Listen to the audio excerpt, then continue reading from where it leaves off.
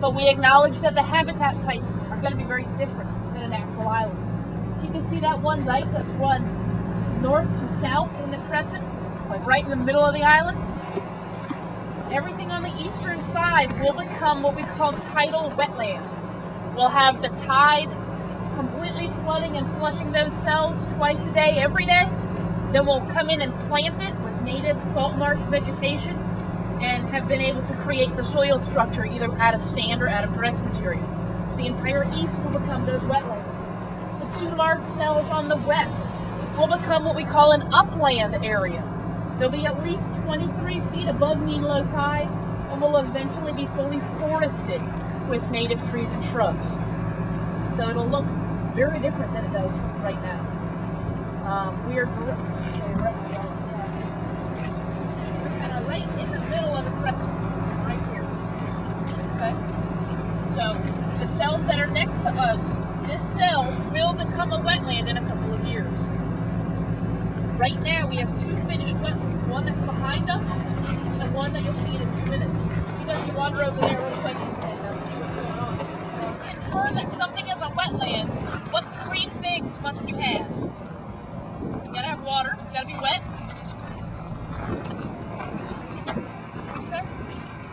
Dirt. You have to have the land part of dirt. And I heard someone else call out the third one. Vegetation, the plants. So you need the water and the land and the vegetation. The vegetation for appropriate for wetlands. So this is what we call cell 4DX. It was, when first began construction, we divided everything into 6 big cells. Think of like a divided cafeteria tray. And then we can pour the dredge material into each cell. So it's like a big hollow compartment. So this was originally part of cell 4 and then split off smaller into developmental and extension.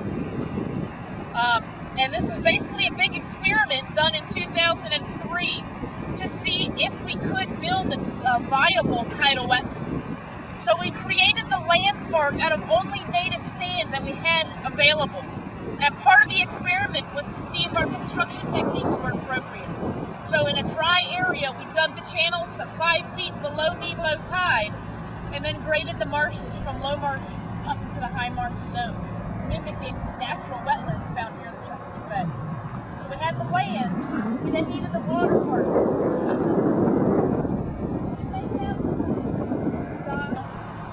You can make that out. That's actually a series of pipes. There are 5 4-foot wide pipes. They go straight through the dike on their sides to allow the tide in and out every day, twice a day. Going through pipes like that, if we had done something wrong, we would have been able to close the pipe and stop any access to the bay. We've never had to do that, but we do have it just as a safeguard in place. So we had the soil, now we've got the water. Then we came in also in 2003 and planted 400,000 individual grass plugs. So think your little 6-pack of marigolds, right? Each plug is about one of those little marigolds planted by hand and put in. These are growing very, very well. What we've learned by doing this cell, we've mimicked in a cell north of us, which is a cell using only dredge material to create a wetland. So you'll see a lot of similarities. Fortunately, I'm going to want to show it. It's awesome. It is awesome. Awesome project. It really is cool. They'll actually lower their body, they're of course cold-blooded, but they'll actually lower their respiration very, very low. They'll sink to the bottom, burrow into the mud. And they're really unique. Turtles in general are very unique in that they can change from absorbing oxygen. Yeah. Wasn't that one of the X-Men or something? Ian, do you want anything? I'm sorry. I'm not good. You want water? Good, thanks. All right. Which is a non-native, very aggressive swan, native of Europe. And then there's a tundra swan, which is what these guys are. Slightly smaller, straight-necked black bill. It's a native swan migrating down from the Arctic. And they're typically only here about 6 to 8 weeks per year. So this is actually pretty cool to be able to see them, even see a... Wait a minute. Are they mixing together? Pick your head up. Those might be 4 mute swans. Yep. So the tundra swans are the 2 right next to us. And if you can make out, they're slightly smaller than the ones in front of us. And they have a slightly more straight neck and flatter body, if you can tell. The mute swans also have orange on their bill. But one of the things that really clued me off were the two gray swans with them that are cygnets. They're probably about 6 months old, maybe 8 months old. Typically the tundra swans, when they migrate, their young are already pure white. So actually kind of neat to see all two breeds together. So are the bigger ones are the ones that kill? On the side of us where you can make out that driftwood sitting out there and the real low vegetation, that is the original habitat island, original remnant island. That's the largest piece that's there. Now if you can make out, about the last thing you can see in the fog is a little bit higher up and it's kind of a mound with a white base substrate on it. That's what we call a habitat island. Now we were experimenting with various 1-acre islands in the middle of wetland cells to try to attract a variety of ground nesting species. So this white that you can tell is actually this white circle on the map. Okay, and you can see other white circles throughout. So the white is oyster shell. This is one of Mike Irwin's projects. The oyster shell is meant to attract least terns and common terns to come in and nest. And it has been fairly successful. What we've been finding in the past couple of years is that the oyster shell is growing a lot of vegetation from among it. And the terns don't particularly like to nest among that much vegetation. So we've been coming out and either spraying it with a herbicide or weed eating it multiple times a year to try to keep the vegetation low. And it works, but it takes a lot of labor. So you're going to see another experiment north of us where we've been trying to keep that vegetation off, for the longer term. Attached to a crane that's sitting on a barge, so just a floating crane. He reaches down to the bottom of the channel at least 50 feet, scoops those buckets together, comes up to the top, and then unloads that scoop into what's called a scow. And a scow is just a barge without a top on it, just a big floating bucket.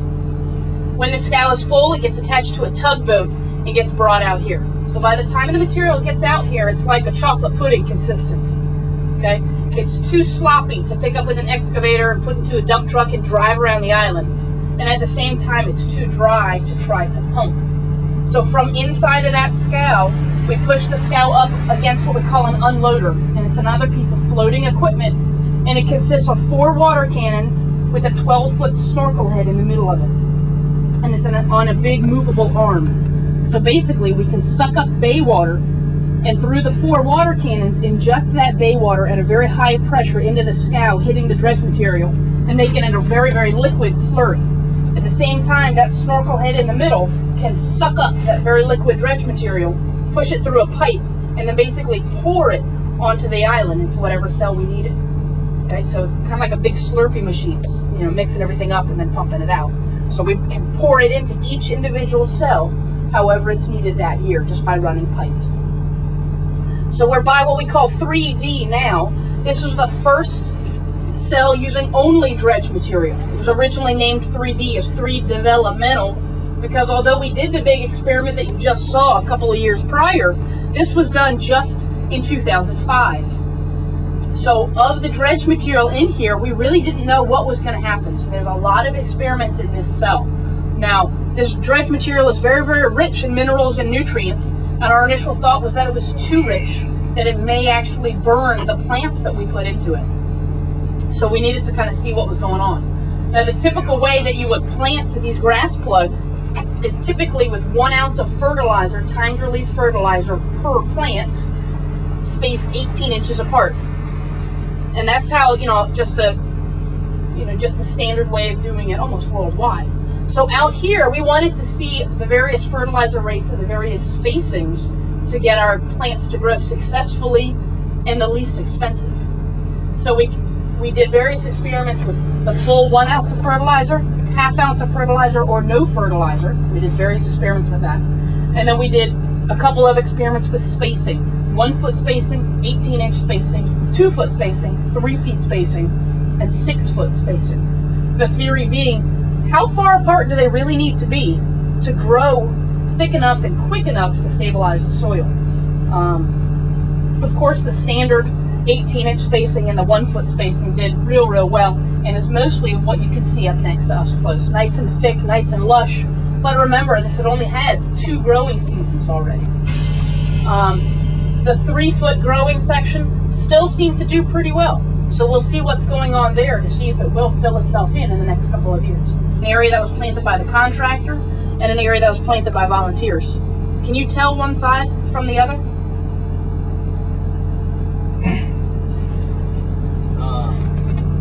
The right side looks better. The right side looks better? Okay. Wait, are we supposed to be looking at? We're here, so we're still on the eastern side, still on what will become wetlands. And go back to that survey from 1992-93 that found just those 4 small remnants. Now the Port Administration, the Maryland Port Administration, and the U.S. Army Corps of Engineers knew that something needed to be done to slow or stop the erosion that was occurring. So they decided to sink clean derelict barges in full circles around every remnant. So they started here to protect what had been the largest and most productive remnant, and it's now the one in front of us where you can see like one lonely shrub sticking out the top of it. Can you see it? Yeah. So at the time in 95, that was the most productive remnant because it still had 3 levels of nesting habitat: the ground, shrubs, and full standing trees. So they cleaned 11 barges and placed 11 barges and then realized they didn't have enough to complete the circle. So there's a semicircle out here that you can't quite tell the back side of. They have been completely cleaned of every oil, paint, chemical, and petroleum product, so they will be left in place just to collapse on their own. So it did work to slow the erosion. It didn't completely stop it, but thankfully it did leave this one remnant intact long enough until the rest of the project could be built. The remnant island that we just passed last year had 52 nesting pair of snowy egrets and 5 pair of cattle egrets nesting on it. And the remnant island, the habitat island behind it, had almost 600 pair of double-crested cormorants nesting.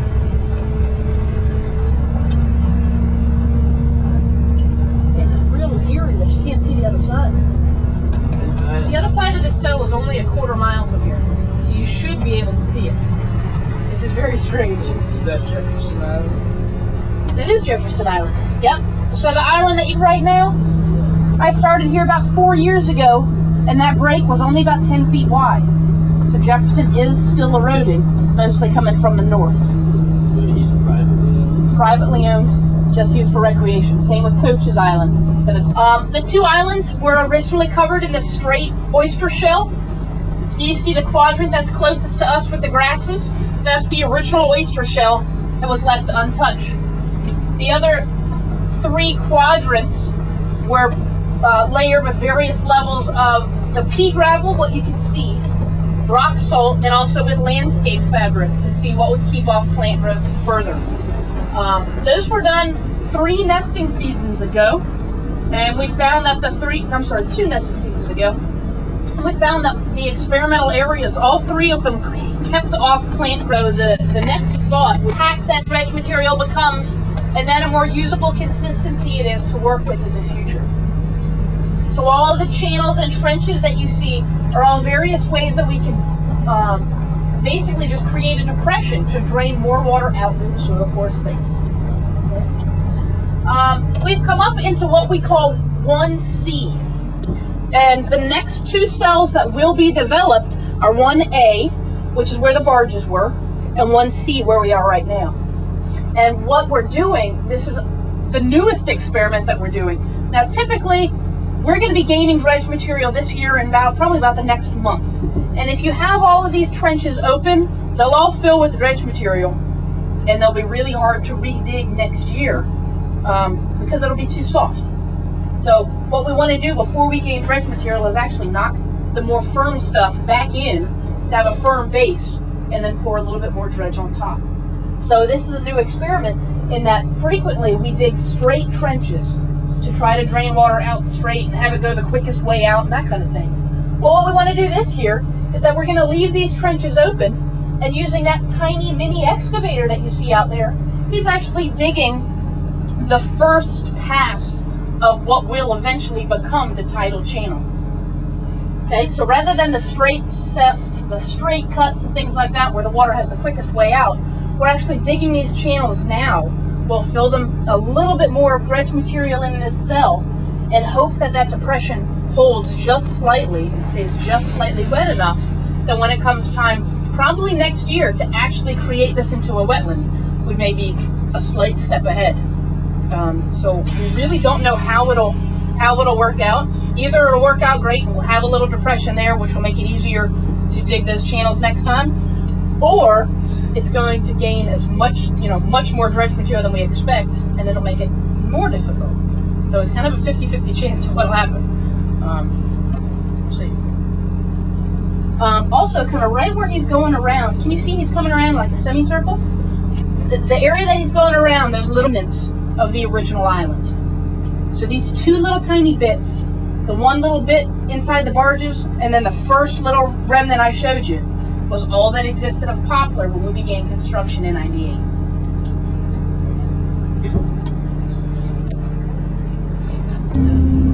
What if you just Came in and placed 8 rock piles at the 2 northern corners of the island. Something as simple and cheap and easy as piling up rocks is increasing the habitat diversity for rockfish and crabs and oysters and sea squirts and flounder. And any organism that needs protection from wind waves or predators can get in and amongst those piles. We also talked a little bit about, does Poplar give Jefferson or Coaches any protection? And it does. In this area of the bay, most of the erosional forces come from the north and from the west. So you can see that it drastically protects Coaches Island. And he's gone through the expense of putting armor stone on the northern side of his own island. Now Jefferson, although we're slowing the erosion from the west, he's still being hit from the north because it kind of comes in and gets us a little bit, or gets him a little bit. So he is still, if we hadn't been built, would he have an island soil? Any natural soil has what they call a shrink and swell potential. So when it's really, really dry, like you've seen photos of the desert, it shrinks up and it cracks up. And when it's very, very wet, it should swell back up to a flat thing. Well, this is a unique property in that when it dries, it shrinks and it cracks like that, but it won't ever swell back up. So like now, when it's been raining so much, it's actually good for us because it won't increase its volume back up by swelling full of water.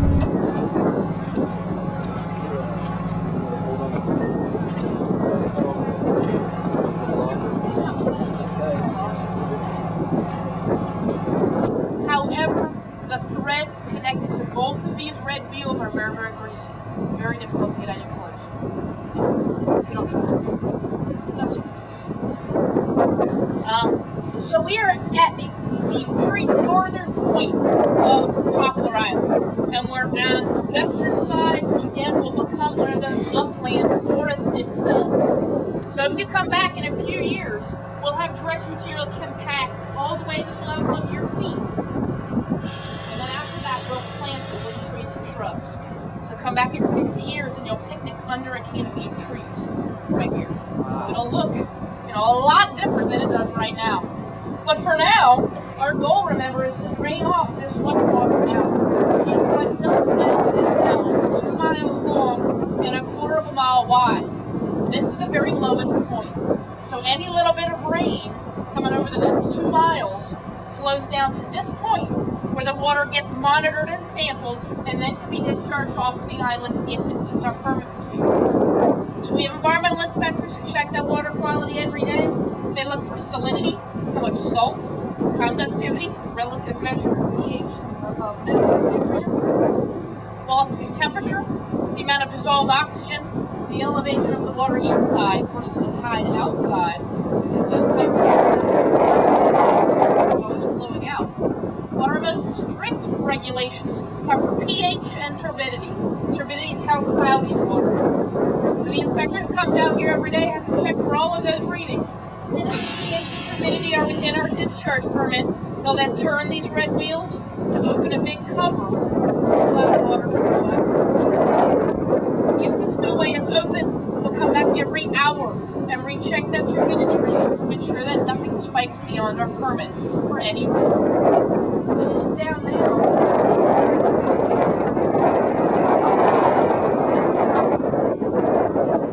Kind of green brown, right? How would water be green?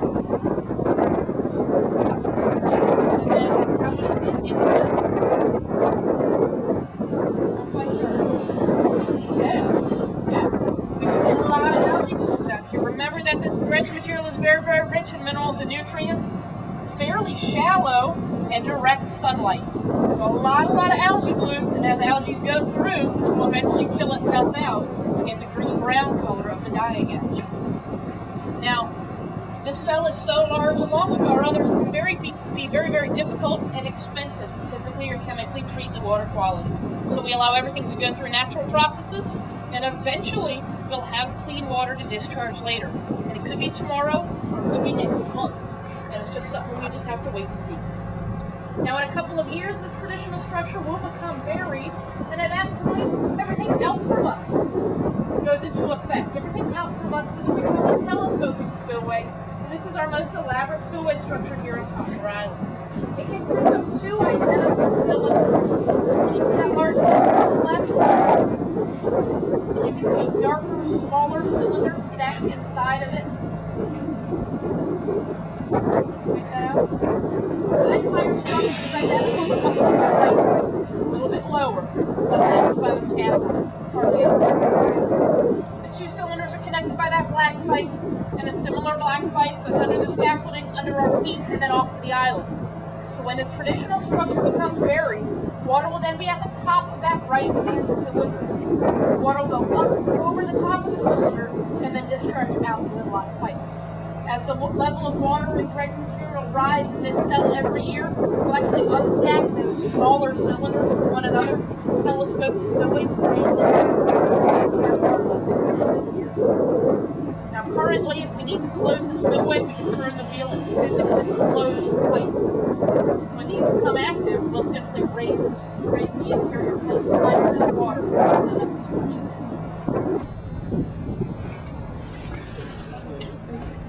I could just use food source. On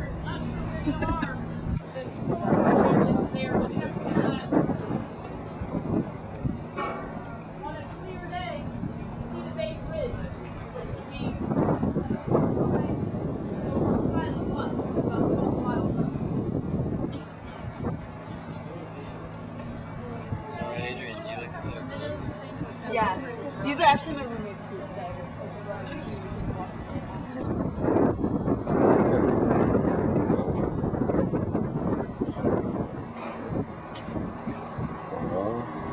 Down underneath of the structure.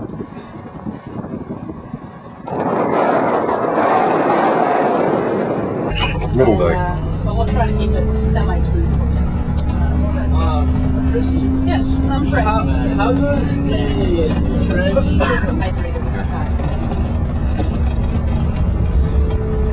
So, the tide is naturally gonna flow in here twice a day. Right. Is it gonna flow through the pipes? That they've ever designed wetland habitats into the very planning process of an island. We're obviously not filling these cells to maximum capacity. We're not filling. In these wetlands, we're keeping them low and at the tide level to optimize the habitat value for the Chesapeake Bay.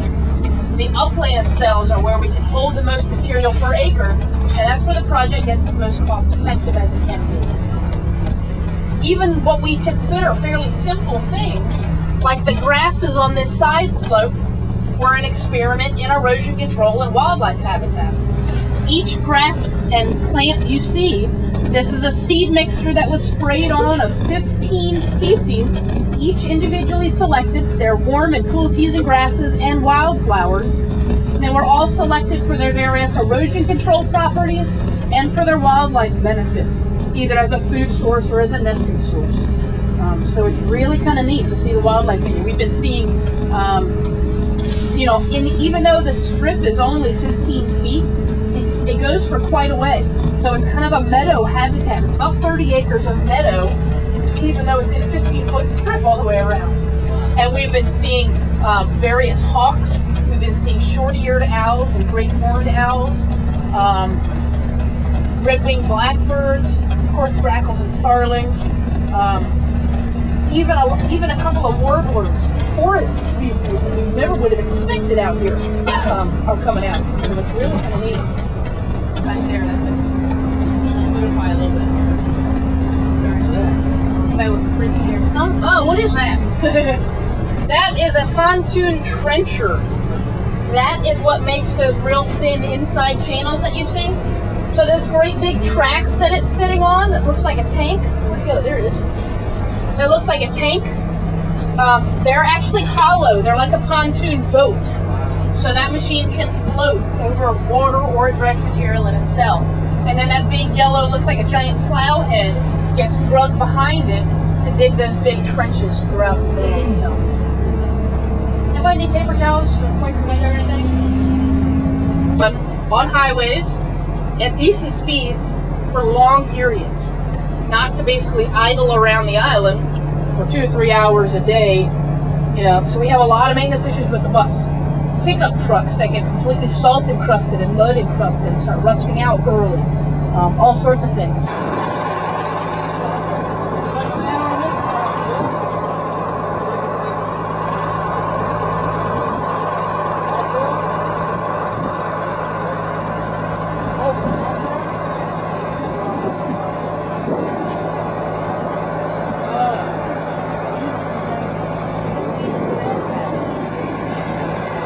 Exact conditions, acknowledging that this is direct sun, high wind, high salt spray conditions, versus if they were growing naturally amongst the forest, they'd be much more protected by the mature trees.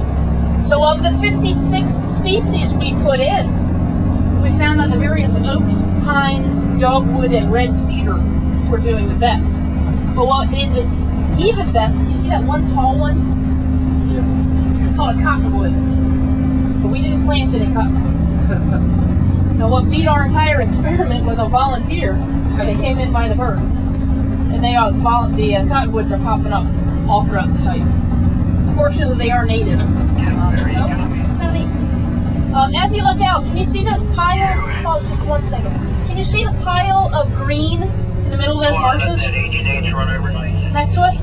Those are Christmas trees. Okay?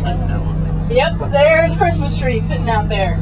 And working with Fish and Wildlife. They're real Christmas trees. They're either trees of equipment and scows of dredge material up into the middle of the island, giving them a quiet, safe harbor from which to unload. Over the next year, we're going to be raising this dike up 13 feet to match the same height of cell 2. In about 2 years, we'll close that corner in, and then we'll start gaining dredge material on the inside. We're going to be right on time. On the edge over there,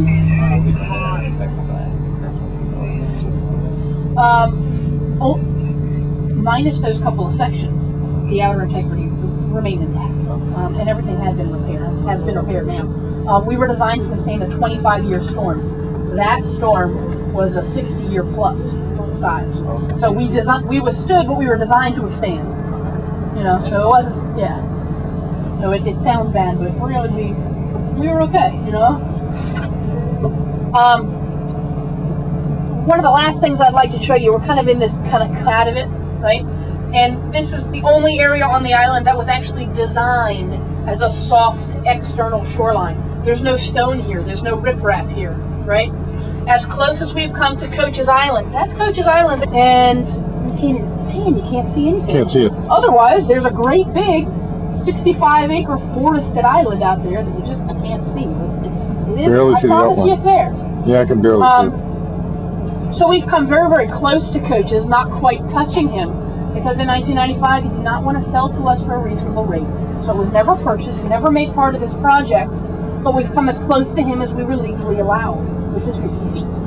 Now that 50-foot distance means that it's a very shallow water, quiet, slow moving.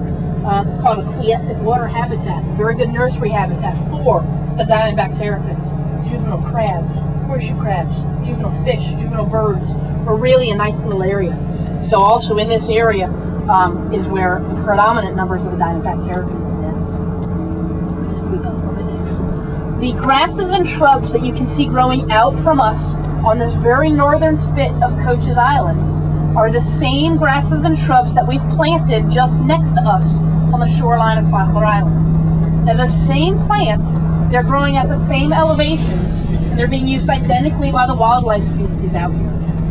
So we are trying to become as naturalized as possible in an otherwise very engineered setting.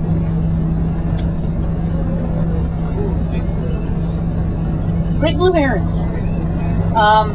Coach's Island does have one of the state's largest heronries. Great blue, little blue, cattle egrets, snow egrets, and great egrets all nesting communally.